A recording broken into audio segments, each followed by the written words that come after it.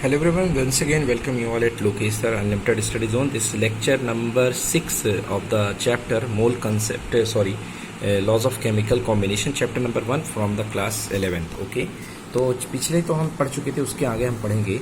आज हम पढ़ने वाले हैं concept of equivalent, gram equivalent and relation with number of मोल. तो इस चैप्टर में हम कंपेयर करेंगे, इस क्लास में कंप्लीट करेंगे कंसेप्ट ऑफ इक्विवेलेंट, उसी को बोलते हैं ग्राम इक्विवेलेंट, और इसे बोलेंगे relation with number of moles. आइए तो देखते हैं. देखिए, सबसे पहले एक एग्जांपल में बात करता हूं कि यदि कोई रिएक्शन है, आप उसमें मोल कंसेप्ट अप्लाई करते हैं या लॉ ऑफ वॉल्यूम अप्लाई करते हैं, तो सबसे पहली बात होती है कि वो इक्वेशन बैलेंस होनी चाहिए, तभी आप उसको आगे प्रोसेस कर पाएंगे, अदरवाइज आप प्रोसेस नहीं कर पाएंगे. Like this reaction H2SO4 plus NaOH था, तो उसको बैलेंस करना पड़ेगा, तब पता चलता है. You will know that 1 mole of H2SO4 can may react with 2 mole of NaOH.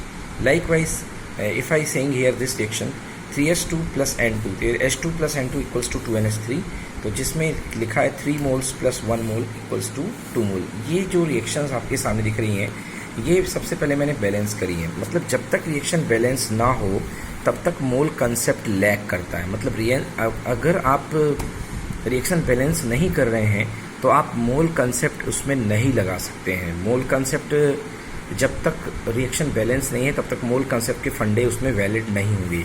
इससे बचने के लिए हम क्या करते हैं, ग्राम इक्विवेलेंट का कंसेप्ट यूज हुआ करता है. इससे बचने के लिए हम ग्राम इक्विवेलेंट का कंसेप्ट यूज करते हैं. Now see how. H2SO4 plus NaOH, H2SO4 is 1 gram equivalent and NaOH is 1 gram equivalent. Okay, तो ये भी 1 ग्राम इक्विवेलेंट है, ये भी 1 ग्राम इक्विवेलेंट है, दोनों 1 ग्राम इक्विवेलेंट है. ये रूल होता है कि कोई भी केमिकल रिएक्शन है, in every chemical reaction the reactant always in equal gram equivalent. तो यदि ये रिएक्शन जो ऊपर थी मोल के हिसाब से ये 1 और 2 थे, बट ग्राम इक्विवेलेंट के मामले में यदि आप 1 ग्राम इक्विवेलेंट ले रहे हैं H2SO4, तो आपको 1 ग्राम इक्विवेलेंट NaOH लेना पड़ेगा. ये बहुत आसान करता है हम लोग को. For 1 gram of H2SO4 you will need 1 gram of NaOH. Okay, so I am right here in every chemical reaction the number of gram equivalent of reactant are always same. Number of moles may be different but number of gram equivalent always same. Now अब देखिए gram equivalent number की तरफ तो हम चलेंगे, but उसके पहले आपके लिए जरूरी है equivalent mass.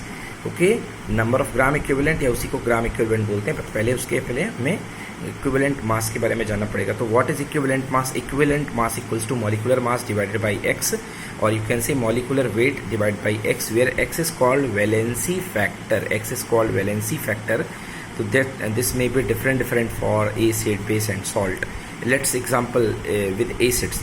So H2SO4 here. So H2SO4 का जो ग्राम इक्विवेलेंट मास निकलेगा, that is equals to molecular weight upon x. And what is x? X here is the number of H plus ion, that is also called basicity. So in H2SO4 basicity equals to 2. So इसका जो equivalent mass, equivalent weight निकलेगा, वो कितना निकलेगा? That is equals to 49 निकलेगा यहाँ पे. Okay, so for acid x equals to basicity, or you can say number of H plus ion. Let's see example HCl, molecular weight upon x and x equals to 1. x equals to कितना होता है? 1 होता है. अब आइए कुछ example होता है, थोड़ा सा हम देख लेते हैं, वो तो हमको प्रॉब्लम करते हैं. H3PO4 ये ट्राई प्रोटोनिक एसिड होता है, इसमें 3 प्रोटॉन्स रिलीज हुआ करते हैं एक तरीके से. इसका स्ट्रक्चर देखो, सबसे पहले फॉस्फोरस से 4 ऑक्सीजन जोड़ देना, एक डबल बॉन्ड में, बाकी सिंगल सिंगल सिंगल. अब हाइड्रोजन लिखते जाओ, 1 हाइड्रोजन, 2 हाइड्रोजन, 3 हाइड्रोजन. तो इसमें 3 हाइड्रोजन ये जो है 1 2 3 these are releasable, these can be released, ion produce कर सकते हैं. तो here x equal to 3. so equivalent weight for H3PO4 acid equals to molecular weight upon 3. now see the next example H3PO3. यहाँ पे भी 3 हाइड्रोजन है, but look 4 oxygen लगा दो, 4 ऑक्सीजन 1 2 3 सॉरी 3 ऑक्सीजन बेटा.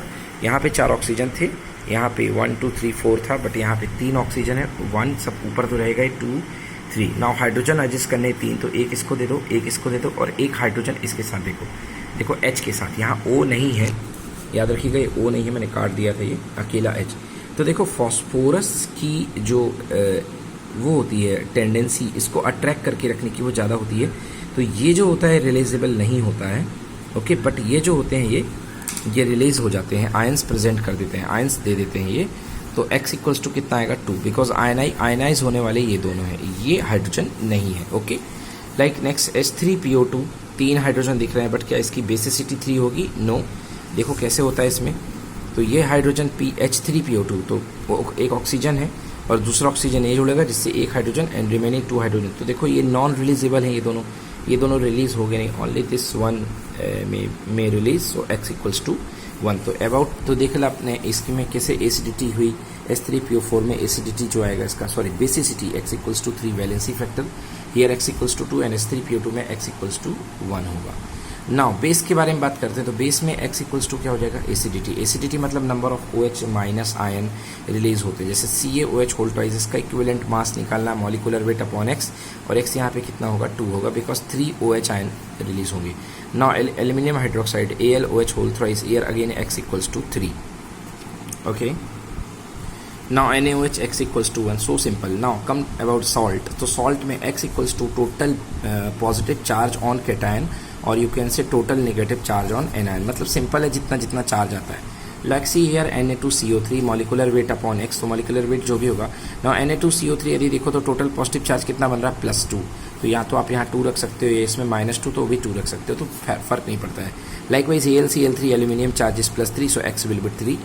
Al2SO4 में जो चार्ज आएगा एल्यूमिनियम पे वो कैसे ब्रेक होता है, 2Al plus 3 times of SO4 -2, तो टोटल चार्ज कितना दिखेगा, 6 दिखेगा, तो यहाँ पे x equals to 6। MgSO4 Mg + 2 SO4 -2, so x equals to 2। Next question, find the equivalent weight of H2SO4 NaOH and Na2CO3। एक एसिड है, एक बेस है और एक सिंपल सॉल्ट है, बहुत ही सिंपल क्वेश्चन है।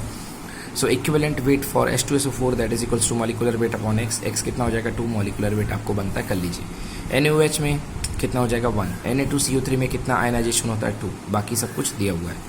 Next, equivalent weight depends on reaction. हाँ, ये एक इंपॉर्टेंट बात है, इसको नोट कर लो कि इक्विवेलेंट जो होता है वो रिएक्शन पे डिपेंड करता है कि आयनाइजेशन कितना हुआ है। जैसे फॉर एग्जांपल अगर आप H2SO4 और NaOH को रिएक्शन करते हो but if the temperature is less than 200 degree, तो ये जो आपके पास सॉल्ट बनता है that is NaHSO4, sodium hydrogen sulphate या सोडियम बाईसल्फेट बनता है। इसमें देखो दोनों हाइड्रोजन आयनाइज नहीं हुए हैं, तो भले ही इसके पास 2 प्रोटॉन है या 2 हाइड्रोजन है, बट इसमें x इक्वल टू कितना आएगा 1। इस रिएक्शन में पर्टिकुलरली यहाँ पे बेसिसिटी कितनी होगी, 1 होगी, ओके।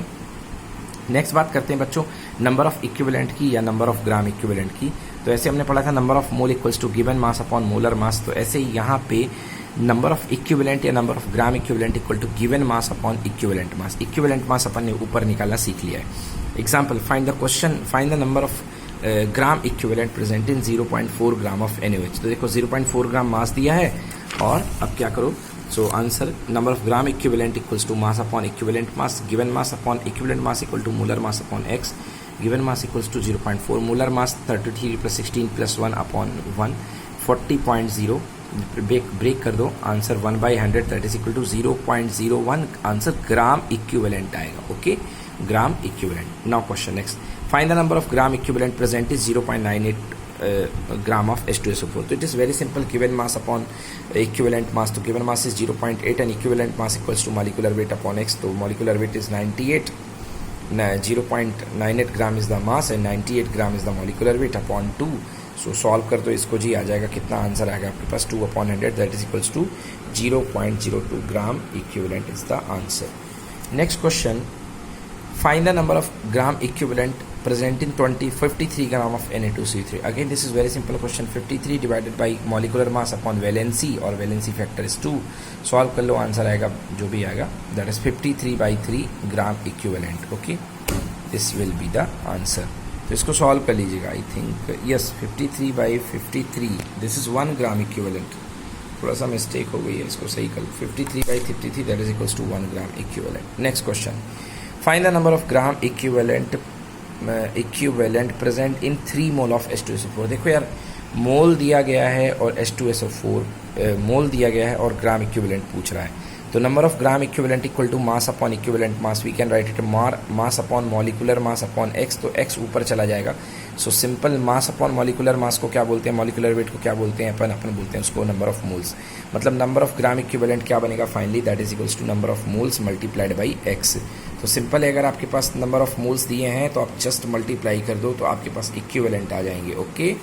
आपके पास अगर नंबर ऑफ मोल्स दिए हैं तो आप मल्टीप्लाई कर दो सीधे सीधे x का, तो आपके पास इक्विवेलेंट आ जाएंगे. So for such reaction we have given 3 moles of H2SO4. So 3 moles of H2SO4 taken multiplied with the 2 is the valency factor. Answer equals to 6. तो number of gram equivalent equal to number of moles into x. हमारे पास answer आ गया ये. Okay, 3 into 2 equals to 6 gram equivalent होंगे.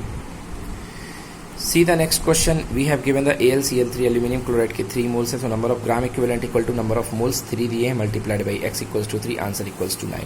अब हम बात करते हैं बच्चों की इसका यूज़ क्या है. ग्राम इक्विवेलेंट जो हमने पढ़ा है इसका यूज़ क्या है. तो मैंने आपको बताया था कि कोई भी रिएक्शन हो, चाहे मोल्स में कितने ज़्यादा उसके मोल्स डिफर हो, बट हमेशा रिएक्शन जो होती है इक्वल ग्राम इक्विवेलेंट में रिएक्ट करते हैं. मतलब अगर इसके 1 ग्राम इक्विवेलेंट है तो 1 ग्राम इक्विवेलेंट होंगे, 2 होंगे तो 2 होंगे. Now see, for a balance chemical reaction you have given here 1 mole, 2 mole, ये बना. अब चलो इसका ग्राम इक्विवेलेंट निकालते. तो इसका ग्राम इक्विवेलेंट कैसे निकलता है? Number of moles multiplied by x. तो इसके कितना आएगा? नंबर ऑफ मोल्स 1 मोल है और 2 इसमें आएगा वैलेंसी फैक्टर, तो आंसर कितना आ गया? 2 ग्राम इक्विवेलेंट. सिमिलरली यहाँ पे 2 मोल है, multiplied by x equals to 1 हो जाएगा, तो कितना आ गया? 2 ग्राम इक्विवेलेंट. दिस मीन्स हमेशा जो रिएक्टेंट होते हैं वो equal number of gram equivalent में कंबाइन होते हैं. That is the reactants are combined with equal number of gram equivalent. Now see the next question. ये तो बहुत सिंपल एग्जांपल मैंने ले लिया है. NaCl plus HNO3 equal to HCl plus NaNO3. So मेरे पास कितना है इसमें? देखो इसमें 1 मोल है, इसमें भी 1 मोल है. अब इसके ग्राम इक्विवेलेंट निकाल लो, वैलेंसी का मल्टीप्लाई कर दो मोल्स के साथ, तो 1 mole into 1 that is equals to 1 gram equivalent and 1 mole into 1 that is equals to 1 gram equivalent. तो अगेन वेरीफाई हो रहा है कि number of gram equivalent always क्या होते हैं? इक्वल होते हैं.